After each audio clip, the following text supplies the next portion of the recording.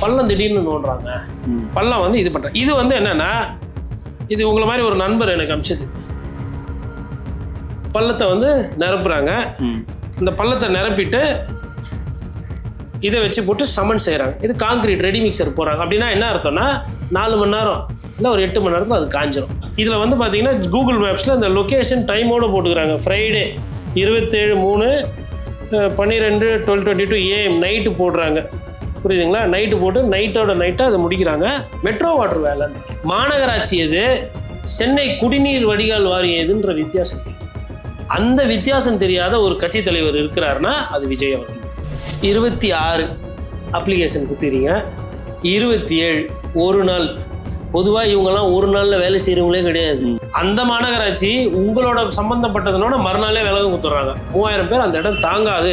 எதுவாக இருந்தாலும் நீங்கள் வந்து காவல்துறையில் எம்கேபி நகர் காவல்துறையில் அனுமதி பெற்று நீங்கள் வாங்கன்றாங்க. எம்கேபி நகர் காவல்துறையில் அனுமதி கொடுக்கல. எதுக்கு சொல்ல வரேன்னா, இதெல்லாம் ரெக்கார்ட்ஸ், கவர்மெண்ட் ரெக்கார்ட்ஸ்.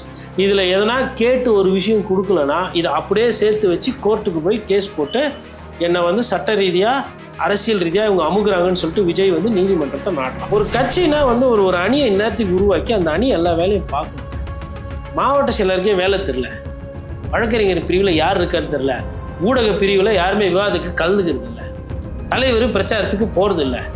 ஒரே ஒருத்தர் வண்டி ஊரெல்லாம் போயிட்டு ஆபாச வார்த்தைகளை பேசின்னு அருவருப்பாக பேசின்னு விரோதத்தை விதைச்சிக்கிட்டு இருக்காரு. அவர் பேர் ஆதவ அர்ஜுன். அப்பா சொல்கிறாரு சுவிட்ச் போர்டு கையை ஈரமாக வைக்காதான்னு, அது காமன் சென்ஸு. நான் நான் சென்ஸு நான் வைப்பேன் அப்படின்னு வச்சா சாக்கடிக்கும் கிறுக்குன்னு. ஒரு வாட்டி அடித்தோடனே அப்பா சொன்னது கரெக்டு, தொச்சிக்கின்னு அத்தை மட்டும் பயபக்தியாக வைப்பா. அப்போ தொட்டு சாக்கடிச்சாதான் அந்த அறிவு வருது. இது யதார்த்தம். அந்த மாதிரி இவருக்கு தேர்தல் இந்த வாட்டி சாக்கடிச்ச உடனே தான் இவருக்கு அரசியல்னா என்னன்னு புரியும். ஒப்பீனியன் தமிழ் பார்வையாளர் அனைவருக்கும் வணக்கம். இன்றைய நேர்காணலில் நம்மோடு இணைந்திருப்பவர் மூத்த பத்திரிகையாளர் திரு கோட்டீஸ்வரன் அவர்கள். சார் வணக்கம். வணக்கம். நேயர்களுக்கு அன்பு வணக்கம். சார், விஜய் அவர்கள் ஒரே நாளில் 5 தொகுதியில் பிரச்சாரம் பண்ணுவதாக அறிவித்திருந்தார்.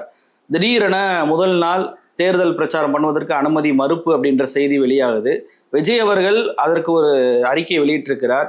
பாருங்க, நாங்கள் தேர்தல் பிரச்சாரம் பண்ணக்கூடிய அதே இடத்தில் ஒரு நாள் முன்பே குழியை தோன்றுறாங்க சென்னை மாநகராட்சி, இதெல்லாம் தடுப்பதற்கான முயற்சி, திமுக காப்பந்த அரசு எங்களை பார்த்து அஞ்சுகிறது, எங்களுக்கு வேண்டுமென்னே வந்து அனுமதி கொடுக்க மாட்டுறாங்க அப்படின்னு சொல்றாரு. இன்னொரு பக்கம் மாநகராட்சி தரப்பு என்ன சொல்றாங்கன்னா, நாங்கள் அதை பண்ணவே இல்லை, குடிநீர் வாரியம் தான் அதை பண்ணாங்க, அதை உடனே சரி பண்ணிட்டோம், இதனால அனுமதி மறுப்பு அப்படின்னு சொல்றது தவறான தகவல் அப்படின்றாங்க. ஏற்கனவே விஜய் அவர்களுடைய வேட்பாளர் அறிவிப்பு என்பது ஒரு தனியார் ஹோட்டல் அறிவிப்பதாக இருந்துச்சு, அதுக்கும் அனுமதி மறுப்பு. இப்போ பிரச்சாரம் பண்ணுவதற்கு அனுமதி மறுப்பு அப்படின்றத எப்படி பார்க்குறீங்க? அதாவதுங்க, முதல்லலாம் வந்து அரசியல்வாதிகளை விஜய் வந்து குறை சொல்லி கொண்டிருந்தார். அதாவது முதல்வர் ஸ்டாலின் வந்து இதுக்கு காரணம், அதுக்கப்புறம் காவல்துறை அவர் கட்டுப்பாட்டில் இருக்கிறதுக்கு அவங்க இதுக்கு காரணம் அப்படின்ற மாதிரி. அதுக்கப்புறமா வந்து அரசியல் கட்சிகளை குறை சொல்ல ஆரம்பித்தார். பாரதிய ஜனதா கட்சி வந்து அழுத்தம் கொடுக்குறது, பாரதிய ஜனதா கட்சி வந்து படத்துக்கு வந்து பிரச்சனை பண்ணுறாங்க, என்னை வந்து கூட்டணியில் வர சொல்லி நிர்பந்தம் பண்ணுறாங்க. அப்புறம் என்ன பண்ணார், அதிமுக கட்சிக்கிட்ட ஒரு சில வம்பு சண்டைலாம் வலிச்சாங்க. போயிட்டு நீங்கள் வந்து அப்படி இருந்தீங்க இப்படி இருந்தீங்க, நீங்கள் வந்து எங்களை பேசுனீங்க அப்படின்னு சொல்லிட்டு அவங்க கட்சிக்கு என்னென்ன களங்கம் விளக்கமோ அதை பண்ணுவோம். அப்புறம் என்ன பண்ணாங்க, நாம் தமிழர் கட்சிக்கு அதுக்கு முன்னாடி பேசியிருந்தாங்க. அப்புறம் அண்ணன் திருமாவளவன் விசிக அவர்களை பற்றி கொச்சையாக பேசி அதுக்கு வந்து இது பண்ணாங்க. அந்த கட்சியோட போக்கு என்பது, தாவேக கட்சியினுடைய போக்கு என்பது, யார் யாரெல்லாம் பிரச்சனை பண்ண முடியுமோ அங்கெல்லாம் பிரச்சனை. இது அரசியல் ரீதியாக. இதில் வந்து காங்கிரஸ் கட்சிக்கிடமோ வந்து ஒரு பேக்டோரில், அதாவது கூட்டணி வந்து திமுக கூட காங்கிரஸ் கூட்டணியில் இருக்குது, அது தெரிந்துமே கூட காங்கிரஸ் கூட அப்படி நட்பு பாராட்டி அதை எதனா வர வைக்க முடியுமா அப்படின்ற மாதிரி அந்த ஒரு சமிக்கை. காங்கிரஸ் கட்சியும் அதை கொஞ்சம் கூட கூச்சமே இல்லாமல் அதை விரும்பி ஒரு சில விஷயத்த அவருக்கு 20%, 30-40% சொல்லிட்டு தாவேக்கா வந்து கிராஃபை ஏற்றி விட்டாங்க. அதுக்கப்புறம் கடைசியாக வந்து யாருமே பாஜக கூட கூட்டணி போகிறது இல்லை, தமிழ்நாட்டில் வந்து பயந்து தான் இருப்பாங்க அப்படின்ற அந்த சூழ்நிலை கூட பாஜகவுடனும் பேச்சுவார்த்தை பவன் கல்யாண் மூலயமா அதுவும் பேசப்பட்டது. அப்போ அரசியல் ரீதியாக முடிச்சிட்டாங்களா. அப்புறம் நடிகர்கள் மூலிமா சிவகார்த்திகேயன் பராசக்தி படம் வந்தப்போ அவர்களை தாக்குறது, அதற்கு முன்னாடி வந்து அஜித் அவர்கள் ரசிகர்களையோ இல்லை அஜித் அவர்கள் தலை குடும்பத்தை வந்து அவதூறாக பேசுகிறது. அதுக்கப்புறம் ஆட்டக்கட்சி மாட்டக்கட்சி கட்சியில் என்ன பண்ணாங்கன்னா ஒரு படி மேலே போய் சூப்பர் ஸ்டார் ரஜினிகாந்தை பற்றி ஆபாசமாக பேசுறது. அதுக்கப்புறம் 19 அவரே சொல்லுவார். என்னன்னு சொல்லுவாருன்னா, கரியரோட உச்சம் நான் எல்லாத்தையும் விட்டு வந்தேன்னா அப்போ மிச்ச நடிகருங்க எல்லாம் ஒரு ஆளே கிடையாது, இவர் தான் பெரிய நடிகர்ன்ற மாதிரி அந்த இண்டஸ்ட்ரியையே இவர் தான் வந்து இந்த பாஷா மாதிரி இல்லை எம்ஜிஆர் மாதிரி எப்படி இருந்தாங்க அப்படின்ற காட்டுறதுக்கு அது பெருமைக்கு பண்ணி வச்சாங்க. இது ரெண்டாவது. அப்புறமா கோர்ட்டுலேயும் ஒரு சில விஷயங்கள் நடந்ததுங்க. நீதியரசர் செந்தில்குமார் ஒரு சில கேள்வியெல்லாம் கேட்டார், நாக்கு பிடிக்கிற மாதிரி கேட்டார், சட்டப்படியும் கேட்டார். அவரும் ஒரு மனிதர் தானே, ஜட்ஜு அப்படின்றதுனால அவர் சட்டம் படித்தவர்ன்றா அவர் வந்து கடவுள் போடுற அவர் நினைக்கல, சட்ட புஸ்தகத்தில் இருக்கிறத வச்சு அவர் ஒரு சில கேள்வி கேட்குறாரு. அப்புறம் மனிதாபிமானத்துலேயும் ஒரு அரசியல் கட்சி எப்படி நடந்துக்கணும் அப்படின்னு ஒரு சில கேள்வி கேட்குறாரு. என்ன கட்சிப்பா இது, 42 பேர் இறந்துருப்போ ஊரை விட்டு ஓடி போறீங்க, இது என்ன நிலைப்பாடு, இது என்ன உங்களுக்குலாம் பிரச்சனை? ஒருத்தர் வந்து பைக்கில் வந்து உழறாங்க பஸ்ஸுக்கு முன்னாடி, அதை பற்றி கொஞ்சம் கூட கண்டுக்காமல் நீங்கள் பாட்டுன்னு போகிறீங்க, என்ன ஆளுங்க நீங்கள், என்ன மனிதர்கள் நீங்கன்னு அப்படி ஒரு நியாயமான ஒரு கேள்வி கேட்குறாரு. ஆனால் நீதிமன்றம் அப்படின்னும் அமைதியாக இருந்தார். 1.5 கோடி ரூபா ஃபைனு கட்டலைன்னு சொல்லிட்டு கீழமை நீதிமன்றம், ட்ரிபியூனல், அங்கே இங்கே எல்லா இடத்துலையும் 1.5 கோடி காசு இல்லையான்னு கேட்டிருக்கிறாங்க, அங்கேயும் பேசலை. அப்போ கோர்ட்டு எதுனா கேட்டால் கப்சுப்புன்னு இருக்கிறது. இப்போ கோர்ட் விஷயத்தில் இது வரலாம். இப்போ டிவோர்ஸ் பெட்டிஷன் இருக்குது, சரி இந்த பெட்டிஷன் டீட்டெயில்ஸ் எப்படி வெளியில் வந்துச்சு, ப்ரைவேட் மேட்ரு, நான் எப்படி பார்த்தா வந்திருக்க கூடாது, ரைட்டுங்களா? இவர் கேட்கலாம்ல கோர்ட்டை எதிர்த்து, நான் ஒரு வழக்கு சம்மந்தமானவங்க, என்னை எதிர்த்து வழக்கு வந்து என் மனைவிதாரர் போட்டிருக்காங்க, அப்போ 2 மனுதாரர்களும் போட்ட அந்த பேப்பர்ஸ் கோர்ட் டாக்குமெண்ட்ஸ் எப்படி வெளியில் வந்துச்சு அப்படின்னு கோர்ட்டை பற்றி இவர் கேட்கலாம்ல, ஆனால் கேட்க மாட்டார். அப்போ கோர்ட்டை பற்றி கேட்டினா கண்டெம்ட் வந்து தூக்கி உள்ளே வச்சுருவாங்க, நம்ம ஜெயிலுக்கு போக தயாராக இல்லை, அந்த அளவுக்கு நெஞ்சு தைரியம் இல்லாதவர் விஜய் சார்.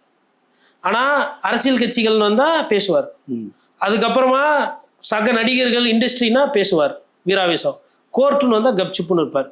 அப்போ கோர்ட்டுக்கு முடிஞ்ச உடனே இவர் என்ன பண்ணுறாருன்னா பத்திரிகையாளர்கள் பத்திரிகையாளர் இவர் பார்த்த பத்திரிகையாளர்லாம் எப்படின்னா அப்பா என்னமா ஷாட்டு, அந்த ஒரு ஷாட்டில் குச்சிருப்பார் விஜய் சார், அப்புறம் ஒரு டான்ஸ் ஒன்று ஆடி இருப்பார் இப்படி, அப்புறமா வந்து போத்திக்கின்னு போத்துக்கலாமா இந்த மாதிரி ஒரு பாட்டு, அப்புறம் இப்படி போடு அப்படி போடுன்னு இடுப்பாட்டி ஒரு டான்ஸு, இதெல்லாம் இதை பாராட்டுற பத்திரிகையாளர் இருப்பாங்களே, அவங்களே பார்த்துட்டு நிஜமான தரமான பத்திரிகையாளரை பார்க்காம எல்லாரும் வந்து எவனா ஒருத்தர் இருப்பான்ல ஜோல்னா போய் ஒரு பேனை வச்சுக்கிட்டு போகிற இடத்துல தண்ணி கூட வாங்கி கொடுக்காம இருப்பான்ல தொழிலை காப்பாற்றுறதுக்கு, அந்த மாதிரி ஆள்லாம் பார்க்கல. அதனால் பத்திரிகையாளரை சந்திக்கிறதே கிடையாது. அவங்களாச்சும் சந்திப்பார், பேசுவார், விமர்சனமார், பத்திரிகையாளர்களை பற்றி பக்கமே வரமாட்டார். இப்போ கோர்ட்டை பற்றி பேச மாட்டார், பத்திரிகையாளர் இருக்கிற திசை பக்கமே வரமாட்டார். 30ஆம் தேதி திருவிழா இருக்குது, ஏன்னா கத்திரிக்காய் முத்துனா கடத்திற்கு வரணும், வேட்புமனு தாக்கலுக்கு இவர் வரும்போது அப்போ வந்து அந்த போலீஸ் பாதுகாப்புலாம் இருக்கிறது, தேர்தல் ஆணையம் பாஸ் போட்டவங்க ரெடியாக இருப்பாங்க. அப்போ போய் விஜய் அண்ணாக்கு முன்னாடி மைக்கை போடுவாங்க, கரூர் சம்பவத்திலேருந்து சிபிஐயில் என்ன நடந்தது, யார் கூட்டணிக்கு கூப்பிட்டது, என்ன ஆச்சு, ஏன் உழைக்க மாட்டேன்றீங்க, ஏன் மக்களை இதெல்லாம் கேள்வி நிறைய இருக்குது. ஒரு 50 கேள்வி இருக்கும்.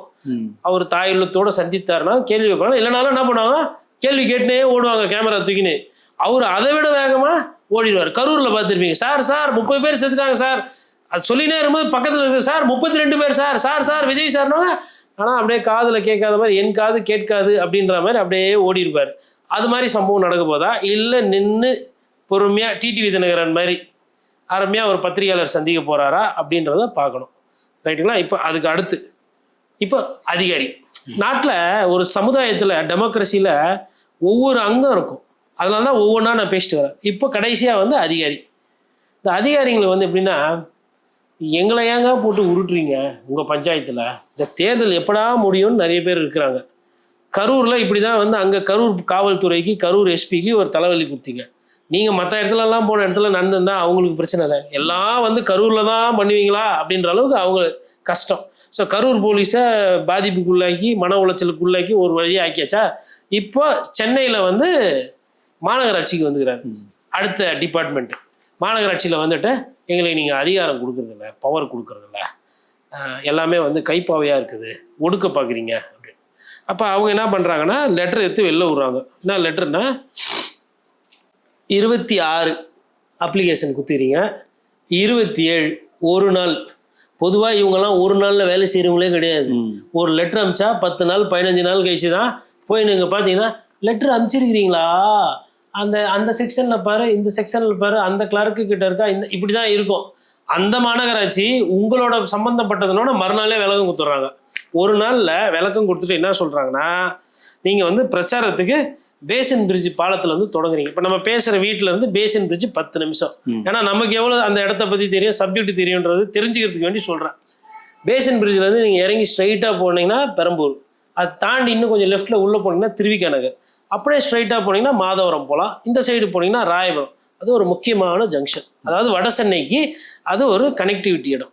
அந்த பாலத்துலேருந்து சார் ஆரம்பிக்கிறார் அவரோட வாகனத்தோட. அப்படியே இறங்கி போனோன்னா அது எல்லாமே பார்த்தீங்கன்னா லேபர் டாமினேட்டட் ஏரியா. அதாவது எப்படின்னா குடிசை பகுதிகள், மாத சம்பளத்துக்கு வேலை பார்க்குறவங்க, ஆட்டோ ஓட்டுற தொழிலாளி அதிகமாக. சாதாரணமாக நீங்கள் அப்படிக்கா போகும்போது ஒரு லெஃப்ட்லேயோ ரைட்லேயோ வந்து ஒரு ஒரு ஷேர் ஆட்டோவோ இல்லை ஒரு மீன்பாடி வண்டி ரிப்பேர் ஆகி நின்றுச்சுனாவே டிராஃபிக் ஆகிடும். இவர் கேட்குற இடம் என்ன இடம்ன்றது மக்களுக்கு நம்ம புரிய வைக்கணுங்களா, அதனால சொல்கிறோம். அப்போது முல்லைமா நகர், ஷர்மா நகர், அதுக்கப்புறம் வியாசார்படி, மகாகவி பாரதியார் நகர். அந்த மகாகவி பாரதியார் நகர் லாஸ்ட்டில் போனீங்கன்னா தான் பர்மா நகர் வரும், ரோடு கொஞ்சம் அகலமாகும். அதுக்கு முன்னாடி இந்த மூர்த்திங்கர் நகர், சர்மா நகர் இதெல்லாம் பார்த்தீங்கன்னா ஜனத்தொகை அதிகமாக இருக்கிற இடம். ஒரே ஒரு ரோடு தாங்க அங்கே பெரிய ரோடு. அதாவது நீங்கள் அந்த பேசின் பிரிட்ஜ் இறங்கி அந்த தண்ணி பிடிக்கிற இடம் இருக்கும் ஒன்று, மெட்ரோ வாட்டர், அது பிடிச்சிட்டு அந்த அம்பேத்கர் லா காலேஜ் வந்தவொன்னே தான் ரோடு அகலமாகும். அந்த ரோடு அப்படியே வந்து உங்களுக்கு மாதவரம் வரலும் போகும். அந்த ரோடு அப்படியே ரெட்டில்ஸ் வரலும் போகும். அதை தவிர்த்து அந்த ஏரியாவில் அகலமான ரோடே கிடையாது. இப்போ எனக்கு வந்து வட சென்னையில் அகலமான ரோடு நான் கண்டுபிடிச்சி சொல்ல, நான் இருக்கிறத சொல்கிறேன். பெரம்பூர் என்ன, ராயபுரம் என்ன, பெரியார் இது திருவிகா நகர் என்ன நமக்கு தெரியும். அப்போ அதை வெளியில் பார்க்கும்போது ஃபர்ஸ்ட் ஆஃப் ஆல் இவர் மெகா ஸ்டார், இவர் இமாம் பெரிய ஆள் பெரம்பூரை தேர்ந்தெடுத்ததே தப்பு. ஆர்கே நகராட்சி கடலோரத்தில் கொஞ்சம் போவோம், பீச் ரோடு கொஞ்சம் இடத்த பிடிச்சிக்கும். பெரம்பூர் அப்படி கிடையாது, விரல் மாதிரி இருக்கும், உள்ளே போய் போவோம். அப்படியே கொஞ்சம் தாண்டிங்கன்னா குளத்தூரில் சொல்கிறீங்களா, உங்களுக்கு ஜவஹர் நகர், ஒரு சில இடம் கொஞ்சம் பாஷான இடம்லாம் இருக்குது, கூட்டம் இந்த அளவுக்கு ஜனத்தொகை இருக்காது. அப்போது இவர் இவ்வளோ அரசியல் பேசுகிறவர் குளத்தூரில் போய் நிற்கலாமே, முதல்வர் எதிர்த்து, ஆனால் நிற்க மாட்டார். அப்போ யாரை எதிர்த்து என்ன பண்ணணும், யாரை எதிர்த்து எவ்வளோ பேசணும் எல்லாம் தெரியும். அதுதான், அது அவருக்கு எதுவுமே தெரியலன்னா கிடையாது, இதெல்லாம் தெரிஞ்சு தான் பண்ணுறாரு. அப்போ அவங்க என்ன பண்ணுறாங்கன்னா, இந்த சாலை வந்து குறுகிய சாலையாக இருக்குது, 3000 பேர் அந்த இடத்துல கூடினா பிரச்சனை வரும், 3000 பேர் அந்த இடம் தாங்காது, எதுவாக இருந்தாலும் நீங்கள் வந்து காவல்துறையில், எம்கேபி நகர் காவல்துறையில் அனுமதி பெற்று நீங்கள் வாங்கன்றாங்க. எம்கேபி நகர் காவல்துறையில் அனுமதி கொடுக்கல. அப்போது அதுக்கப்புறமா என்ன சொல்கிறாங்கன்னா, இதை மாற்றி கொடுங்க, இல்லை வேற இடம் ஆப்ஷன் இருந்தால் கொடுங்கன்னு சொல்லி தேர்தல் நடத்தும் அலுவலர், பெரம்பூர் சட்டமன்ற தொகுதி ரிட்டர்னிங் ஆஃபீஸரு, அவங்க ஆஃபீஸ்லேருந்து லெட்டர் எடுத்து அனுப்பிச்சிடுறாங்க. இந்த லெட்டர் வந்து இவங்க என்ன பண்ணுறாங்கன்னா, இதனோட நகல் வந்து பறக்கும் பட நிலையான கண்காணிப்பு குழு, வீடியோ கண்காணிப்பு குழு, கணக்கியல் குழு, அக்கௌண்டிங் டீமு, சம்மந்தப்பட்ட காவல் ஆய்வாளர், சட்டம் ஒழுங்கு, காவல்துறை ஆணையர், போலீஸ் கமிஷனரு, அப்புறம் district election officer, Chennai corporation commissioner, இவங்களுக்கெல்லாம் நகல் வைக்கிறாங்க. எதுக்கு சொல்ல வரேன்னா, இதெல்லாம் ரெக்கார்ட்ஸ், கவர்மெண்ட் ரெக்கார்ட்ஸ். இதில் எதனா கேட்டு ஒரு விஷயம் கொடுக்கலன்னா இதை அப்படியே சேர்த்து வச்சு கோர்ட்டுக்கு போய் கேஸ் போட்டு என்னை வந்து சட்ட ரீதியாக, அரசியல் ரீதியாக இவங்க அமுகுறாங்கன்னு சொல்லிட்டு விஜய் வந்து நீதிமன்றத்தை நாடலாம். சார் 3000 பேர் வந்து அனுமதி கேட்குறாரு, அந்த இடத்துல 3000 பேர் கூட முடியாது அப்படின்னு சொல்கிறீங்க. 3000 பேர் கூட முடியாத இடத்தை ஏன் அவர் கேட்குறார்? அவங்க ரசிகர்கள் தானே பாதிக்கப்படுவாங்க நெரிசலான இடத்துக்கு வந்தா. கூட்டத்தை காட்டணும்ல, நான் வெறும் கூட்டத்தை காட்டி தானே பழப்பு ஓட்டின்னு இருக்கிறேன். எனக்குன்னு வேற என்ன இருக்குது? என்னால் அறிஞர் அண்ணா மாதிரி பேச முடியுமா? இல்லை வந்து எனக்கு வந்துட்டு கவர்னன்ஸ் தெரியுமா? இப்போ எடப்பாடி பழனிசாமி கிட்ட போயிட்டு நீங்கள் வந்து ஒரு ஃபைலை கொடுத்தீங்கன்னா, எனக்கு ஒரு அதிகாரி சொன்னது, இந்த ஃபைலில் வந்து டெக்னிக்கல் டீட்டெயில்ஸ் எது, பிட்டு எது, பாலிசி எது, அதுக்கப்புறமா இதுக்கு முன்னாடி என்ன எடுத்திருக்காங்க ஏதுன்னு சொல்லிட்டு பிரித்து வைப்பாராம். இது யாருக்குமே தெரியாது. முதல்வர்கிட்ட போய் எடுத்துன்னு போய் கொடுக்குறீங்க அப்படின்னா, முதல்வர் வந்துட்டு எவ்வளோ பேர் பயனாளி, எவ்வளோ செலவாகும், எவ்வளோ நாளில் முடிக்க முடியும். அப்போ நான் என்ன சொல்கிறேன்னா, நான் 2 முதலமைச்சர்களை சொல்கிறேன். ஒன்று இன்னாள் முதலமைச்சர், இன்னொரு முன்னாள் முதலமைச்சர். ஒரு பேப்பர், ஒரு திட்டம், ஒரு அரசாங்கம்னா அவங்களுக்கு ஒரு பார்வை இருக்குது. இப்போ அதனால தான் மெட்ரோ ரயிலில் வந்து மத்திய அரசு பணம் கொடுக்கலன்னு சொல்லிட்டு முதல்வர் சொல்கிறாரு. அப்போ அதிமுக சொல்லுது, நீங்கள் சரியாக வந்து டிராஃப்ட் போட்டு கொடுக்கலன்னு சொல்லிட்டு அரசியல் ரீதியாக அவங்க தாக்கிக்கிறாங்க. அப்போ பேசிக்காக அவங்களுக்கு அந்த சப்ஜெக்ட் தெரியுது. ஃபர்ஸ்ட் அதிமுகவுக்கும் திமுகவுக்கும் சப்ஜெக்ட் தெரியுது. இப்போ அடுத்து சமூக ஊடகத்தெல்லாம் அவங்க பரப்பி விட்டது நேற்று என்னன்னா, அவரே சொல்றது என்னன்னா, தாவேக்கால முன்னணி தலைவர்கள் பள்ளம் திடீர்னு நோண்டுறாங்க, பள்ளம் வந்து இது பண்றாங்க. இது வந்து என்னன்னா, இது உங்களை மாதிரி ஒரு நண்பர் எனக்கு அனுப்பிச்சது. பள்ளத்தை வந்து நிரப்புறாங்க, அந்த பள்ளத்தை நிரப்பிட்டு இதை வச்சு போட்டு சமன் செய்கிறாங்க. இது காங்கிரீட் ரெடி மிக்சர் போகிறாங்க. அப்படின்னா என்ன அர்த்தம்னா, 4 மணி நேரம் இல்லை ஒரு 8 மணி நேரத்தில் அது காஞ்சிரும். மிஞ்சி போனால் அவ்வளோதான். இதில் வந்து பார்த்தீங்கன்னா கூகுள் மேப்ஸில் இந்த லொக்கேஷன் டைமோடு போட்டுக்கிறாங்க. ஃப்ரைடே 27/3/12/22 AM நைட்டு போடுறாங்க.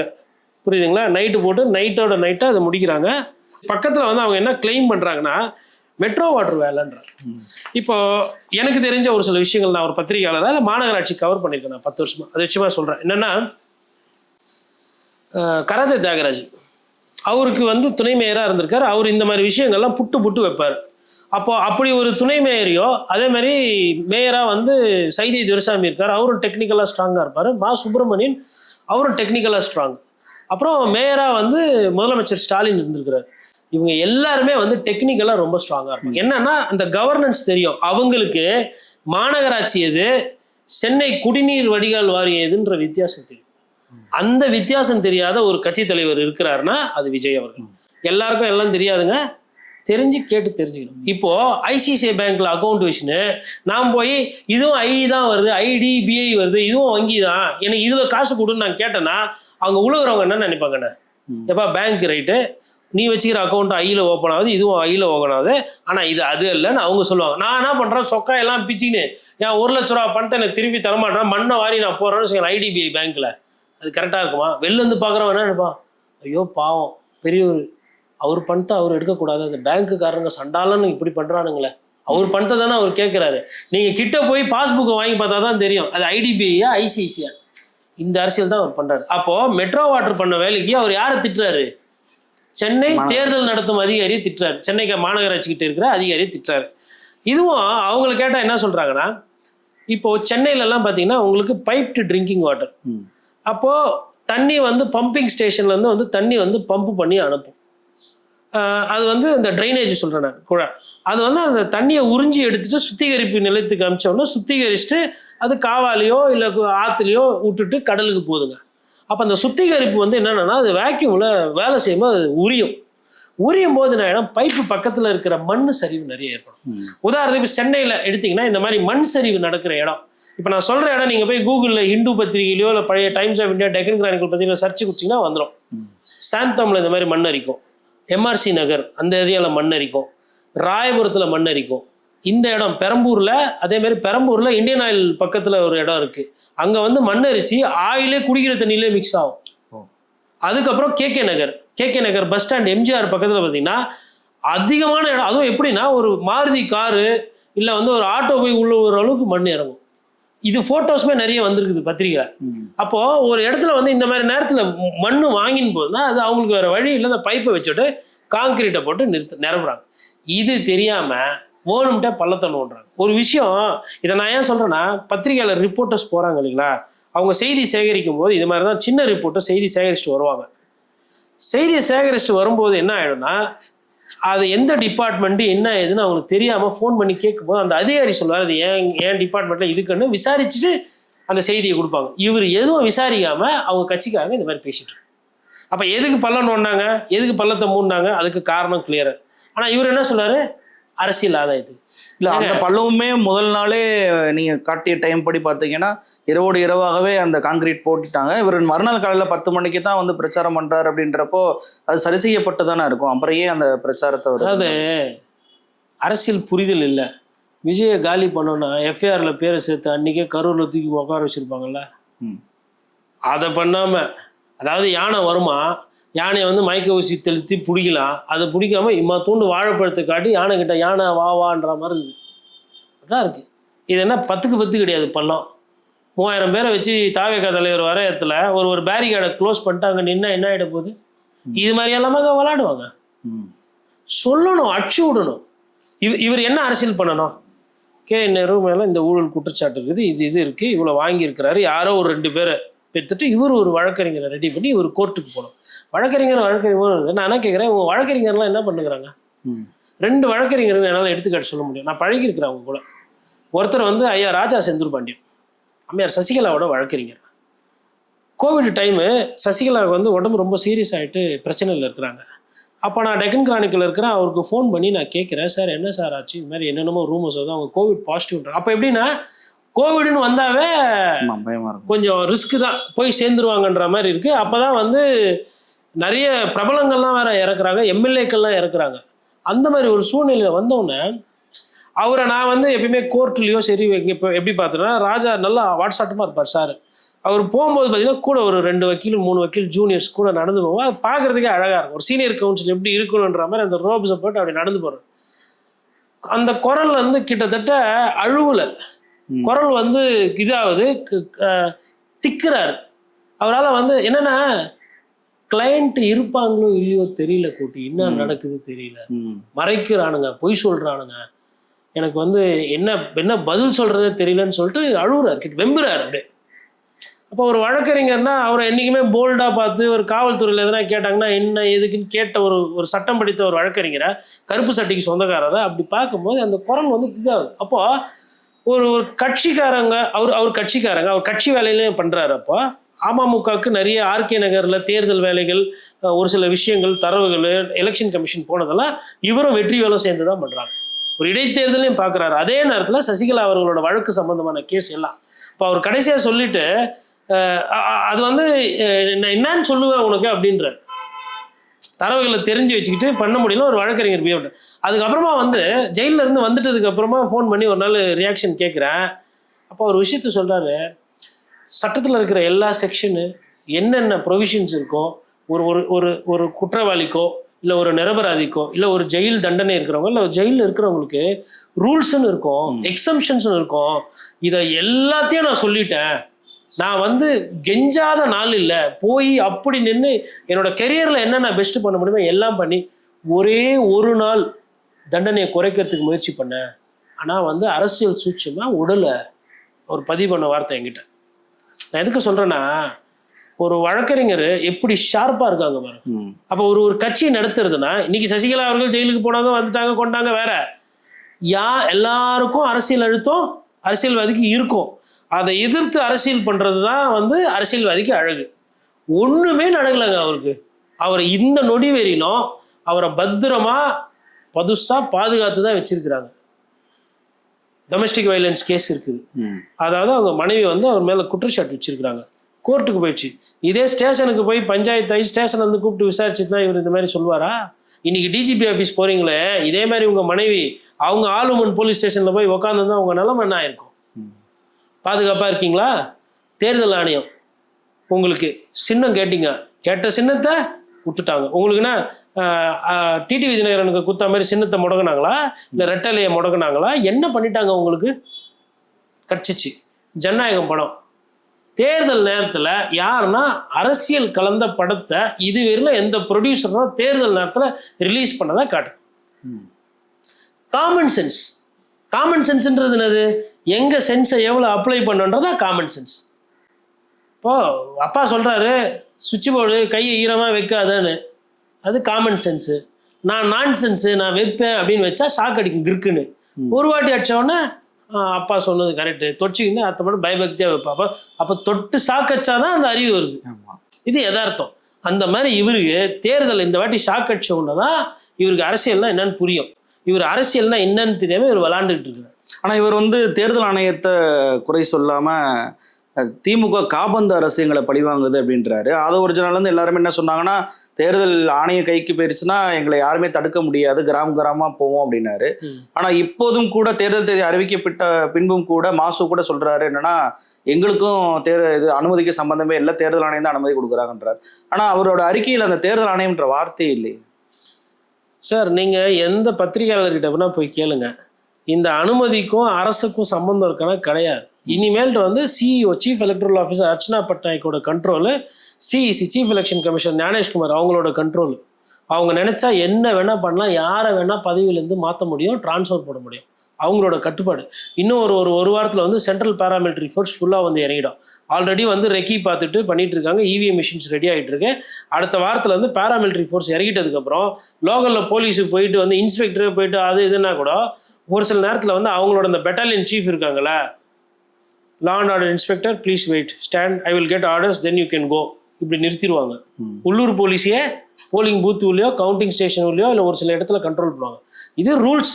இது எல்லா கட்சிக்கும் அப்ளை ஆகும்.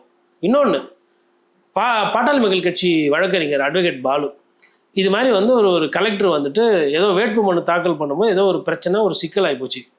இந்த பேப்பரெல்லாம் தூக்கி அப்படியே தொம்முன்னு போட்டு ஒரு சில கேள்வியெல்லாம் கேட்டார்.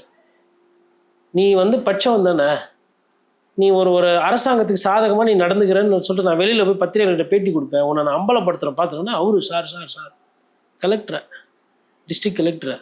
அப்போ நான் என்ன சொல்கிறேன்னா, சப்ஜெக்ட் தெரிஞ்சால் தான் கேள்வி கேட்க முடியும், விஷயம் தெரியணும். மிரட்டினா போல இவர் வேட்பாளர், அவர் நினச்சா நாமினேஷனே ரிஜெக்ட் பண்ணலாம்.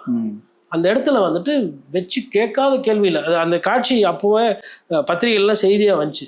நான் எதுக்கு சொல்கிறேன்னா, ஒரு கட்சினா வந்து ஒரு அணியை இந்நேரத்துக்கு உருவாக்கி அந்த அணி எல்லா வேலையும் பார்க்கணுங்க. மாவட்ட செயலருக்கே வேலை தெரில, வழக்கறிஞர் பிரிவில் யார் இருக்கான்னு தெரில, ஊடக பிரிவில் யாருமே விவாதத்துக்கு கலந்துக்கிறது இல்லை, தலைவர் பிரச்சாரத்துக்கு போகிறது இல்லை.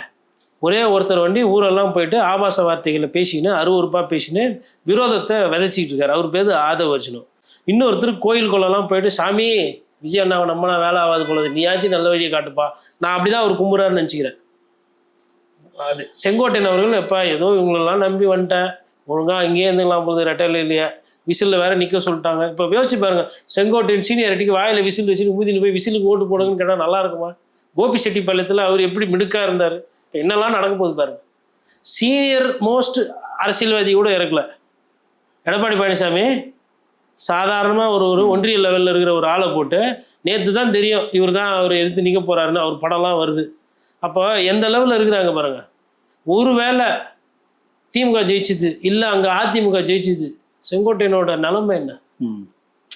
அரசியலில் வந்து நிறைய விஷயங்கள் இருக்குங்க, நிறைய விஷயம் புரிஞ்சுக்கணும், நிறைய விஷயம் படிக்கணும். அவர் அதெல்லாம் பண்ணுறதில்ல. அவர் பண்ணுறது எல்லாமே வந்து இப்போ நான் அதை கோடிட்டு காமிச்சேன், எந்தெந்த விஷயத்தில் அவர் எங்கெங்கே கோட்டை விடுறாரு. இதுக்கு எல்லாத்துக்கும் காரணம் மற்றவங்களை கை காட்டுறாரு. அவர் அண்ணா வழியில் அரசியல்லாம் பேசினார்.